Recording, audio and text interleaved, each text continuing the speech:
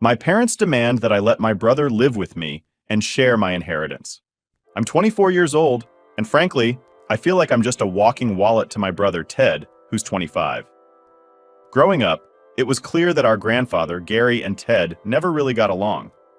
Gary wasn't exactly the warmest person, but Ted had his own set of issues, like breaking stuff for kicks or just dropping dishes to see how people would react.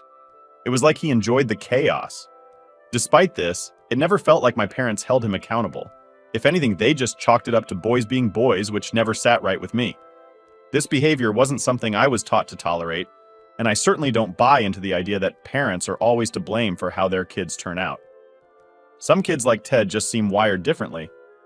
Grandpa Gary passed away when I was 18, and Ted was 19. He left everything to me: the house, his car, a decent sum of money, and even his cats. My parents got some family heirlooms and a bit of cash from his life insurance, but the bulk of his estate came to me. We don't have other relatives like cousins, and our parents don't have siblings, so it wasn't a huge shock. Grandpa had made it clear to everyone that he wouldn't leave anything to Ted because, well, he thought Ted was a jerk. At the time, I remember overhearing my parents agree with Gary's decision, admitting Ted had always been difficult. He wasn't just difficult, he was a nightmare for me growing up. He'd mock me for my weight, steal my things, and even break my stuff just to upset me.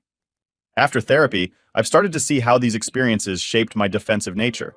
People have called me tough or even bitchy, but really, I'm just trying to protect myself from getting hurt again. Despite all this, my parents still had the audacity to suggest I should share my inheritance with Ted. We weren't even speaking then because of his constant bullying.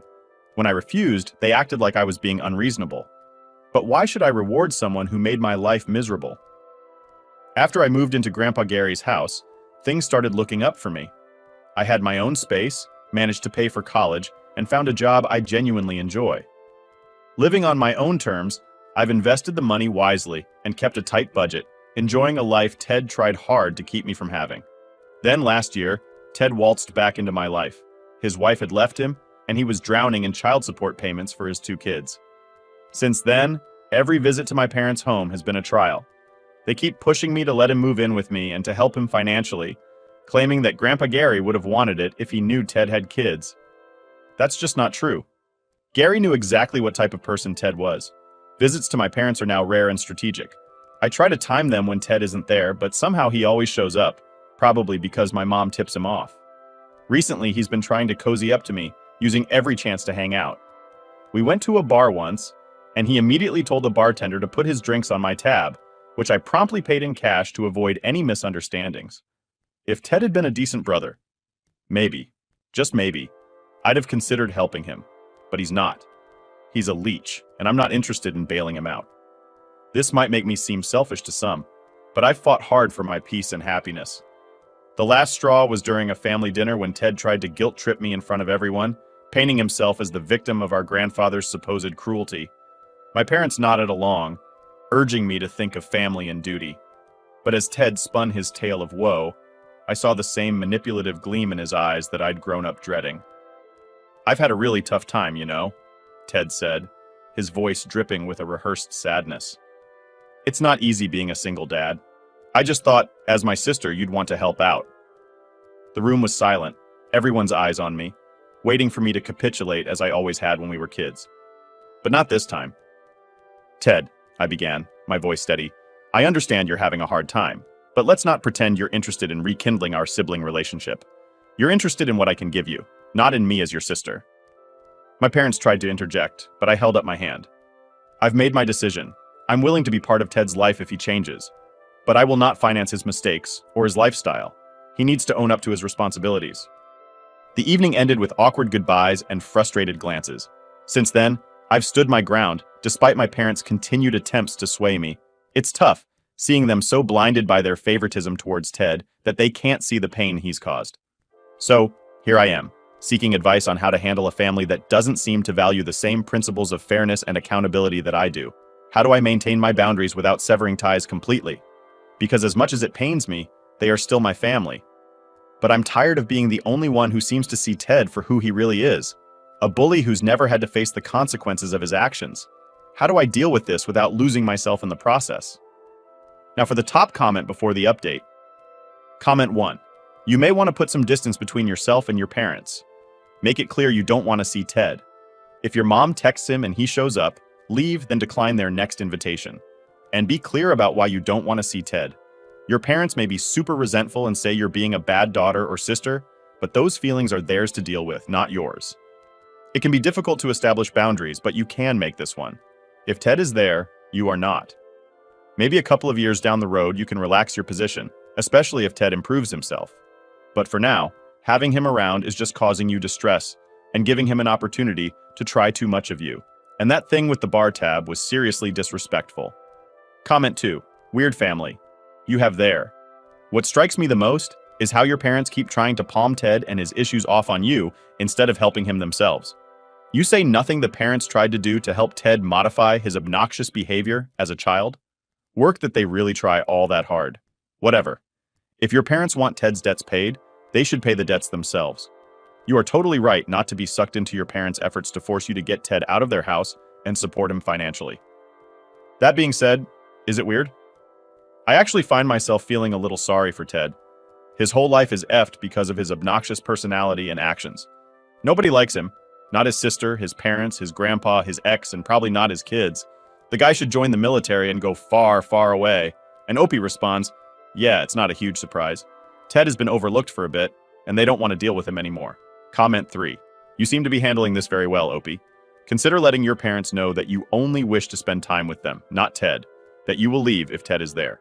They will try more than once to push the issue, but each time Ted just happens to be there, when you were told he wasn't.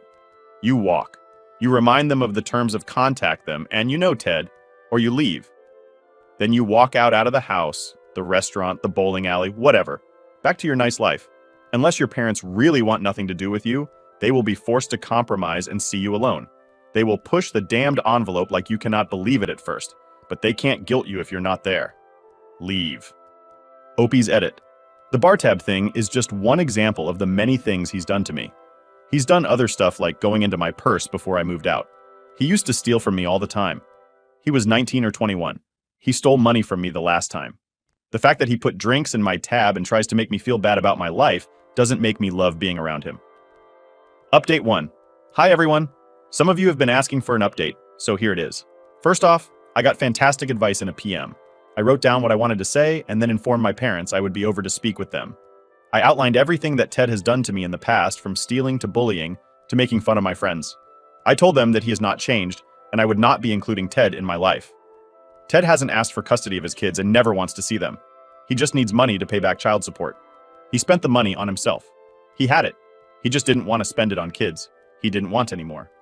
I let my parents know that I have invested the money given to me and was not going to be putting it towards Ted. When I die, the money would be going to a charity, and that I planned to not be a cash cow for Ted ever. My parents were not happy about that. They told me they wanted Ted out of their house. He had been doing nothing but making their lives hard. I pointed them in the direction of a page about our state's month-to-month tenant laws. They gave Ted his formal get-out papers this morning. He has 30 days to get out or they will evict him. They wanted him to stay with me to feel less guilty. They thought I might be able to show him how to straighten up, if it hasn't happened by now. I doubt it would. I told them that they had screwed up by not fixing this when I was younger. That Grandpa Gary knew the type of person Ted was and left me the money for a reason. I wasn't going to piss on Grandpa Gary's grave by saying, "Here, Ted, never learn from your mistakes." Also, I hate Ted. I don't like being near him. I tried to hang out with him a few times just to see if he could change. Nope. Now he has the legal right to do whatever he wants short of a crime, and that makes him an even bigger a-hole. I'm an adult, and I can do what I like is a terrible power for a host to have. And Ted has it in abundance. He is a legal adult and a mental child. That's a bad combination. This is not to say my family is filled with saints. I learned a long time ago that I have some issues from my upbringing. However, I have tried very hard to overcome this. If Ted was trying, I might help, but he's not trying. I did, however, contact his ex and arranged to meet up with the kids to meet them. I let her know I wanted to be involved in their life, even if it's seeing her a few times a year. She told me that Ted said I was an abusive a-hole who stole his money. I let her know my side and clarified that she didn't have to have anything to do with me if she didn't want to. I just wanted to know my family. Their father being in a hall shouldn't mean the rest of the family is going to cut them off. She pretty much told me that she wants nothing to do with my family at all. My parents made her feel like a bitch for leaving Ted and demanded she let them help raise the kids. Knowing how Ted turned out, she wanted nothing to do with them, even if they are nice. She is afraid Ted will have access to the kids. From the sound of it, Ted might have been an unpleasant partner, so I sent them $500 for the holidays and to use in legal fees, letting her know it's not from Ted. Never was from Ted. Please do not count it towards payments owed. I also sent the kids a onesie and a little outfit, though they're too young to really know I sent presents. She thanked me and is going to be sending me some pictures through Facebook, and maybe I can meet them. She doesn't know. I guess she thinks I'm going to use this connection to help my brother. I let her know I actually want no contact with Ted, and he wasn't aware I had a Facebook. I also don't have my parents on Facebook, so it's not an issue. Hopefully I will be able to be in their life. If not, I completely understand why she might not want to. Anyway, I don't hate my parents. They have issues, but they usually are pretty cool. This has to be one of the most annoying things they ever tried to do. However, Ted getting kicked out is something I hope helps him out, as I won't be. So that's the update. Thanks for reading. Update 2. So things have seriously spiraled since my last update. Let's rewind to last week when my brother Ted decided to show up at my place completely unannounced. And guess what? He wasn't alone. He had a woman with him, someone I'd never seen before, and yep, a toddler in tow. I open the door, and there's Ted, looking like he's just lost his best friend, with this woman, Eliza, and her kid, who he introduces as Timmy. Ted lays it on thick. Hey, I know it's been rough between us, but we're in a real bind. We just need a place to stay for a few weeks, just until we sort something out. Eliza, Timmy, and I have nowhere else to go. His voice had that forced sincerity he pulls out when he wants something. I'm not buying what he's selling, not for a second. So I told them we needed to talk, but not inside my house. We stood out on the porch, me with my arms crossed, them looking all hopeful and misplaced. Ted, you can't just show up like this. And who are Eliza and Timmy? Since when do you have another kid? Ted's explanation was as shaky as a house of cards in a windstorm. He met Eliza a few months ago, and she's supposedly down on her luck, kicked out by her family, the whole 9 yards. Ted's playing the hero, which we all know is just a role he assumes when he's the one drowning. I laid it out straight for them. This isn't a temporary hostel. I can't help you. Eliza finally piped up, saying they really had nowhere to go because her family wanted nothing to do with her. I felt a twinge for her, not going to lie. I went inside, grabbed some local shelter information, and handed them a bit of cash to get by. Ted looked like he was going to explode, muttering about how cold I was. Eliza, on the other hand, seemed genuinely thankful. They left, and I was left shaking my head, wondering what in the world just happened. But the real jaw-dropper came later that night. I get a call from an unknown number, and it's Eliza, only now she's crying, and the story spills out. Eliza tells me she's not actually Ted's girlfriend. They met a few weeks back, and Ted concocted this plan, promising to help her if she played along to make me feel sorry for them. The kid isn't his. She's just a struggling single mom he convinced to join his little deception. Hearing this, I was furious. But honestly, it was just so typical of Ted, always scheming. I told Eliza she wasn't at fault and that she did the right thing by calling me. I reassured her to keep away from Ted and use the shelter resources I gave her. Now Ted's calls have been coming in, but I hit the block button without a second thought. There's no room for his drama in my life anymore. But this isn't just about not wanting drama. It's about refusing to enable his toxic behavior. Since then, I've been wrestling with what to do next. The temptation to blow this whole story wide open at the next family get-together is real. I mean, should everyone know what Ted tried to pull? Part of me thinks it's necessary, just to show how far he's gone this time. But then there's that little voice asking if it's even worth stirring up more trouble. Will it change anything, or just add more stress to an already strained family relationship? And it's not just about exposing Ted or protecting myself. It's about what these constant disruptions are doing to my own mental peace. Every time I think I've set a boundary, something else comes up that tests my resolve. It's exhausting, constantly having to defend my decisions to my family, especially when it comes to Ted. So here I am, stuck between a rock and a hard place. On one hand, I want to keep my distance, preserve the peace I've built for myself. On the other hand, there's this part of me that feels obligated to fix things, or at least try to. Maybe it's because they're family, or maybe it's just that old habit of feeling responsible for the messes Ted leaves behind. Either way, it's a lot to deal with, and I find myself second-guessing my choices. Should I cut ties completely? Is there a way to maintain some sort of relationship with my parents without getting dragged back into Ted's vortex of chaos? That's where I'm at now, trying to figure out the best way to handle a situation that feels like it's constantly moving the goalposts. How do you deal with a family member who's more than just a nuisance but a genuine threat to your well-being? And how do you protect your own emotional health without completely isolating yourself from your family? Honestly, Any advice or insights would be hugely appreciated because navigating this family minefield feels more daunting by the day. What's the right move here? How do I keep my sanity in a situation that feels increasingly insane? It's a puzzle I'm still trying to solve, and any help piecing it together would be a godsend. Update 3. Hey everyone, thanks for sticking around for another update. You wouldn't believe how things have spiraled even further since my last post. I thought I'd seen it all, but apparently there's no end to the drama when Ted's involved. So here's the rundown. Not long after the last debacle, I got a call from my parents asking me to come over for what they described as a very important family discussion. Given everything that's been going down, I was naturally a bit skeptical, but I figured maybe they were finally ready to see things from my perspective. Boy, was I wrong. I showed up at their house, and it was like walking into a surprise party that you wish you hadn't been invited to. Not only were my parents there, ready with what looked like a rehearsed list of concerns, but Ted was there too. And they had even pulled in a couple of aunts and uncles and some cousins I hadn't seen in forever. The room was tense. Everyone seemed to be tiptoeing around, avoiding eye contact until we all sat down. The discussion kicked off with my mom saying they were all concerned about me, which quickly turned into a full-blown critique session about how I was handling the situation with Ted. According to them, I was being too harsh, not understanding enough of poor Ted's struggles. My dad joined in, painting a picture of Ted as this lost soul who needed just a bit more support from his family, especially his sister. Yep, that's me.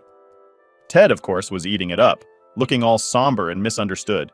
He had his act down, portraying himself as the victim, downtrodden by not just life, but his cruel sister who had everything.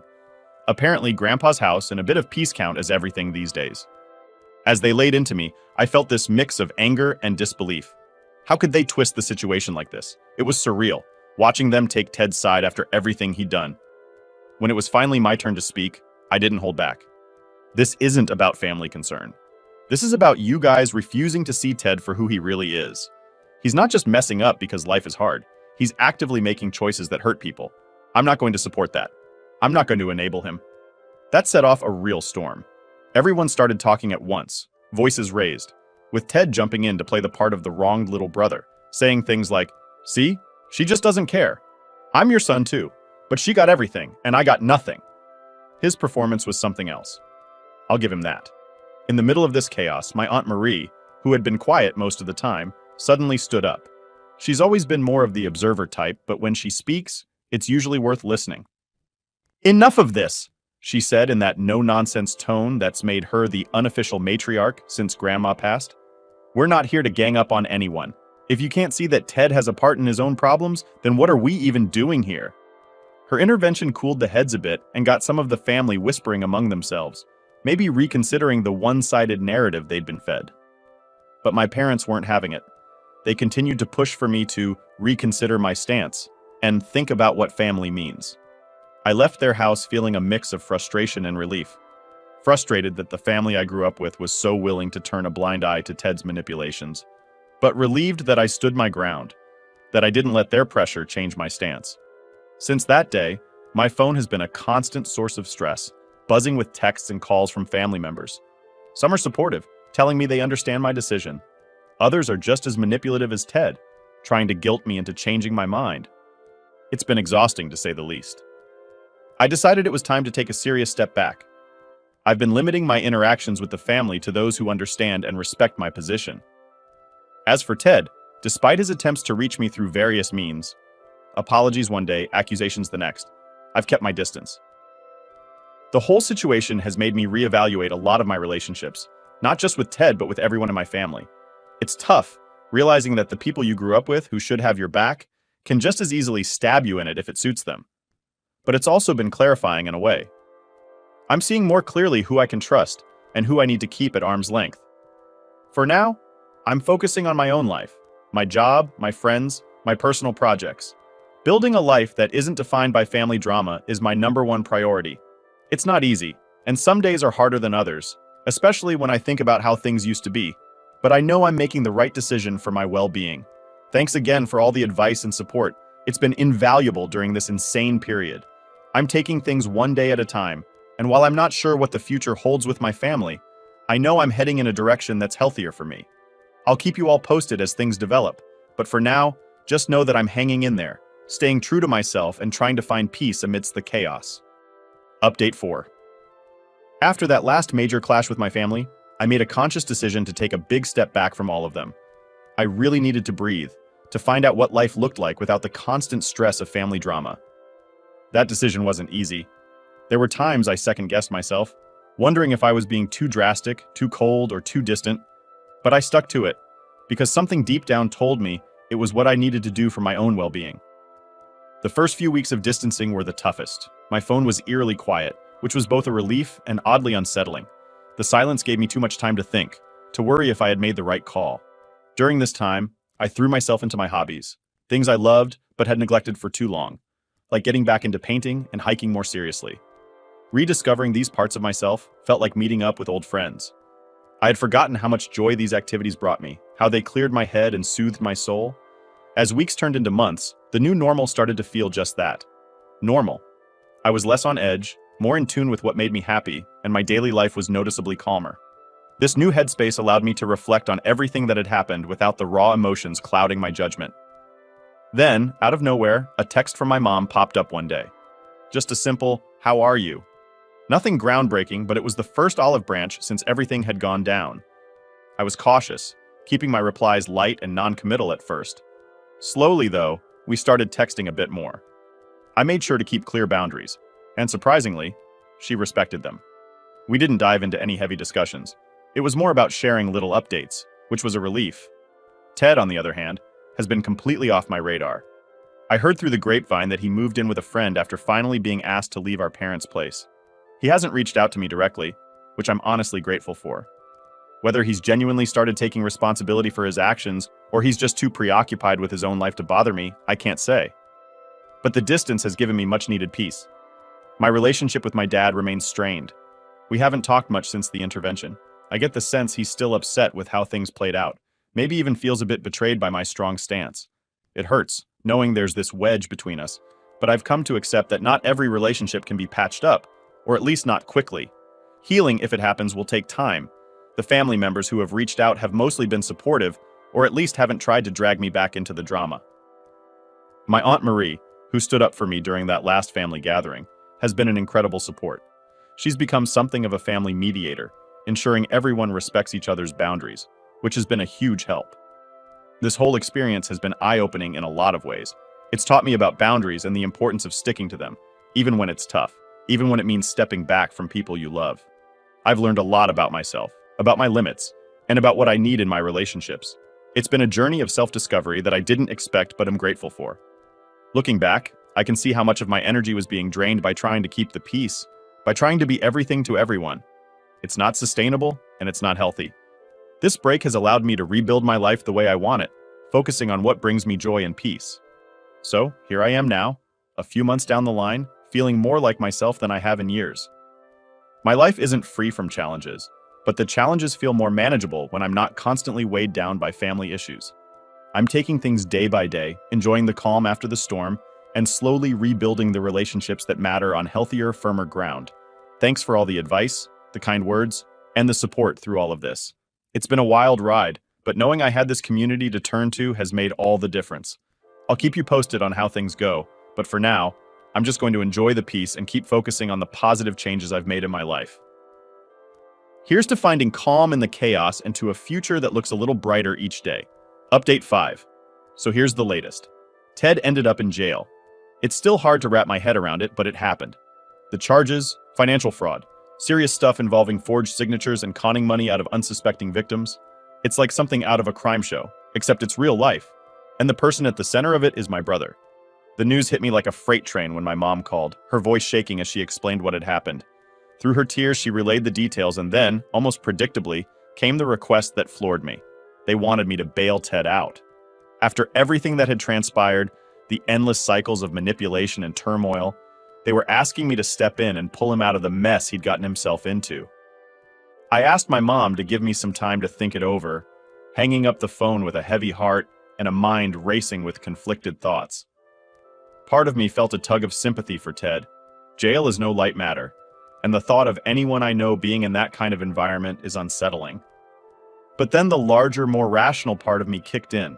reminding me of all the reasons I had distanced myself in the first place, of all the times Ted had chosen his path, heedless of the consequences and the people he hurt along the way.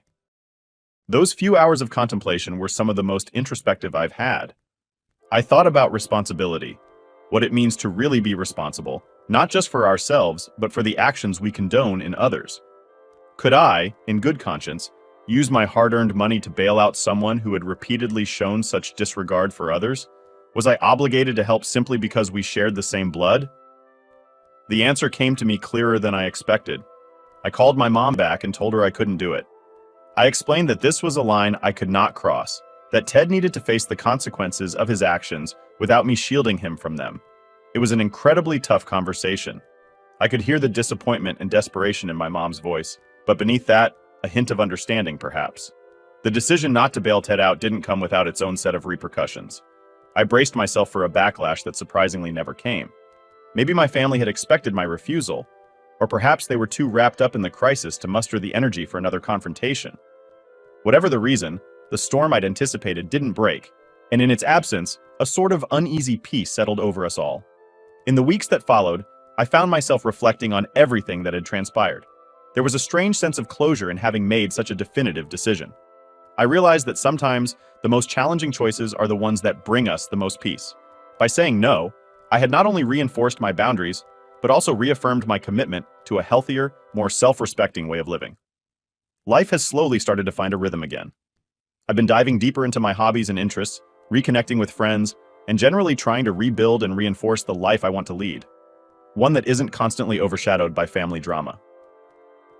My relationship with my parents remains tentative, marked by a newfound respect for my boundaries, perhaps born out of the realization that I am serious about maintaining them.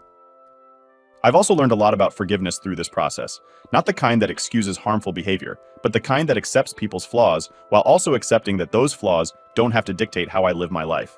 I've forgiven Ted not for his sake, but for mine, to free myself from the anger and disappointment that were weighing me down. And as for the community here, your support has been a beacon for me during some really dark times. Each message, each piece of advice, each shared experience has helped more than you can know. You've reminded me that even in our most solitary struggles, we are never truly alone. So as I close this update and hopefully this chapter of my life, I want to express my deepest gratitude. Life will undoubtedly throw more challenges my way, but I feel more equipped to handle them now, more aware of my strengths and my values, and more committed than ever to living a life that reflects them. Thank you, everyone, for being a part of my journey. Here's to moving forward, to learning, and to growing, no matter what comes our way.